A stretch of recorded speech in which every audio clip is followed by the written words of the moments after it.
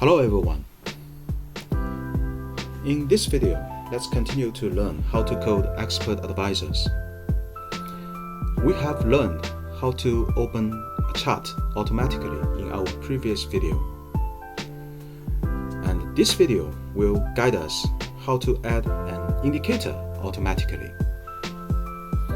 And we will learn a new API. And we will use moving average as our example indicator. Okay, let's start learning. First of all, we need to add one more parameter. The parameter's name is period, and it can help us to specify the period of the moving average. And we will get the parameter's value by using this API. And the new API's name is getIndicatorHandle.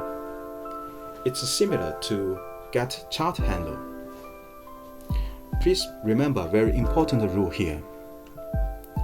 If the specific indicator doesn't exist, then this API will create a new one for us and then return the handle of the new indicator.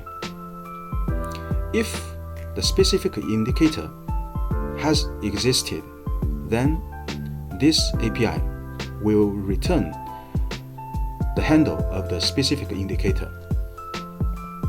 Okay? And the handle stands for ID. It can help us to identify the chart element. So handle is very important information. We will store the return value to this variable. Don't forget to release this variable after we stop running the EA. Okay, let's see how it works by running it.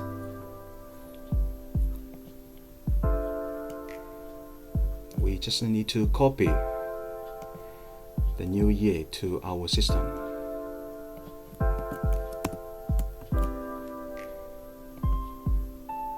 It's done. A new EA is created. Okay? Add indicator. Let's run it. Please see, there is no indicator, no moving average here, right? So if we run this EA, the EA will create a new indicator for us. Let's see. Now you can see a new indicator is created, right? Cool. And now the indicator has existed. So if we run this EA again, and nothing will happen because the specific indicator has existed. So it will just return the handle of the specific indicator. Okay, very simple to understand. Okay, this is the topic of our current tutorial video. Thank you for watching. See you next time. Bye bye.